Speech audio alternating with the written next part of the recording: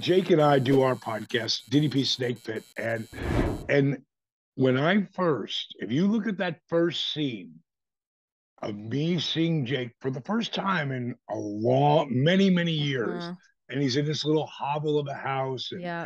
he's 300 pounds, and he can't barely walk around and can't get up or sit down, and talking to him and the shit that came out of his mouth, like me and Steve, you, who's probably the hardest working, smartest human being I know. That's my business partner, Steve, you. Uh, he said, "So what do you think?" Because he was filming everything.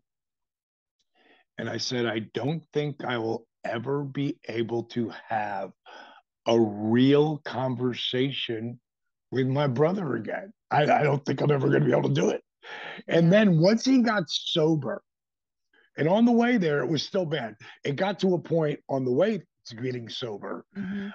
he would just say things and like around like one of my daughters or something, and I'd look at him, I go, "Yo, Jake, whatever you're thinking of saying, Don't. like just something, no, say the opposite. Oh, okay. Say the opposite, you Okay. know." And the bottom line is, once he got sober, and he fell a couple of times those first 2 years, but it was like Hmm. just for a day. But the last 6 years, he has been stone cold sober. It's amazing to me. And he heard me say that somewhere in the podcast early on.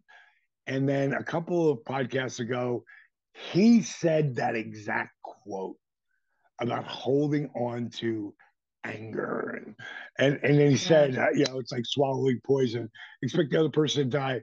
And I thought, oh my God, that's amazing. Yeah. Yeah. you know Never know whose that's ears are amazing. open and like hearing those things. I mean, yeah, for anyone that's not been able to watch that documentary, I mean, I feel like that really kind of sums up to the biggest degree of what you do, of being able to help people, from helping Jake Roberts, to helping Big Cass. He was living at your house for a while. You helped him big time when he was going through. We talked about that. I had him on the podcast a while ago.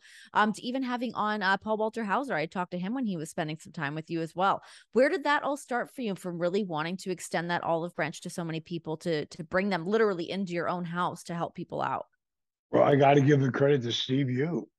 Steve is Cornell graduate, was recruited by IBM. He'd probably be running IBM right now if he would have stayed. And he left probably 20 years, after he was there for 8 years. He left because it's not what he wanted to do. He wanted to inspire people. Mm-hmm. And one day he walked up to me in LaGuardia Airport. So I met my wife, Paige, too, at Really? the airport. Yeah. Um, but the airport's been really good to me. Uh, but It's one thing a life uh, on the road will get you, right? At least you coined right, some good relationships out of it. because I hate traveling at this point. You know Yeah. how much we travel. It's Oh my God. uh, Honestly, I'm like, uh, I'm happy in my little corner here. so um, he'd come up to me and said, he just said, "Hey, Diamond Dallas Page." I'm like, "Yeah." He goes, "Man, I watched your career. You had a great career." He said, he goes, "But I really love what you're doing today." And I go, "What do you know about what I'm doing today?" And he had seen someone I'd helped. He goes, "I'm filming this documentary called Inspired the Movie, and I would love to follow you with someone." And the first two guys didn't work out because guys start and stop. It's just the way it's just life. But then Arthur Borman came into my life, and what's really amazing, it equally is inspiring. The Resurrection of Jake the Snake is one of the most inspiring documentary series out Oh there. yeah. Yeah. But equally as inspiring is Relentless, because it's everything that I've done over the last 20 years. And Stone Cold Steve Austin's in it, and different guys that went through this journey with me. Like Steve thought I was nuts when I started this whole DDPY thing. He didn't want to see me invest all my money into it. And that's what I did. I was $548,000 in before I made a dime. Woo! So, and 8 years. Like I Yeah. in wrestling, I'm an 8 year overnight success. But with DDPY, I'm an 8 year overnight success. And Yeah. back to Steve. At one point, I was leaving LA. LA is Steve, not my you, not favorite Steve town. Austin. Yeah, Steve you, Yeah. Steve you and I, we decided to let's just rebrand the company, stop calling it YRG, which was Yoga for Regular Guys. Let's just call it DDP Yoga, and let's just rebrand it, reface it. And he came in as one of my partners, really smart guy. And at some point, I told him, I said, Jake saw the video of Arthur Borman, the disabled veteran, and he was blown away. He said he'll try to do the program. And he said, Jake, who? I go, Jake the Snake Roberts. He goes, you know Jake the Snake? Like, Yeah. dude, we never talked about that. Yeah.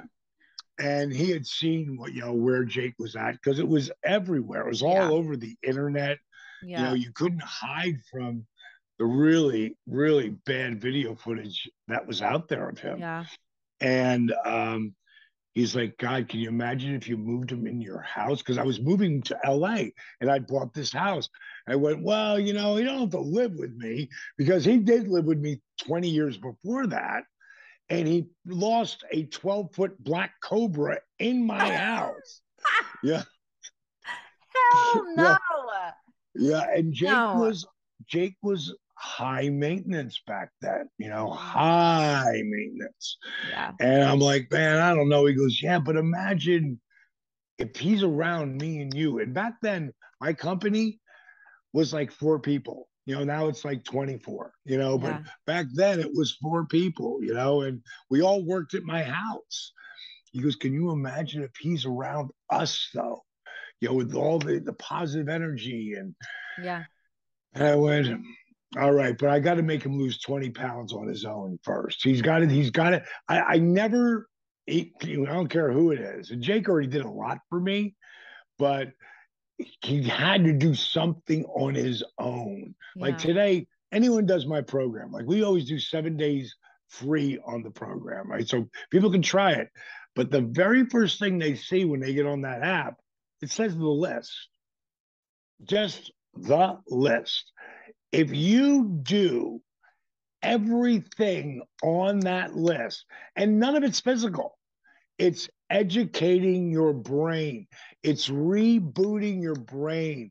Like the first thing, number one, what is your why? Like, why are you even here? Yeah. Like, what pulled you? And I've had people tell me, like I call people every day, Renee. And I called 7 people yesterday and talked to 3 of them who got the program. They're like, Mm-hmm. you're calling me? like, Checking like, up. Ring, I just, ring. I'll just literally call them and say, thanks for getting the program. I call Yeah. people who get great results all the time. But these are people who just got the program. And I'll say, so how did you hear about it? And they might go back to that first time they saw Arthur's viral video Yeah. 10 years ago. And Wow. then I saw this, and then I saw that, and I figure, you know what?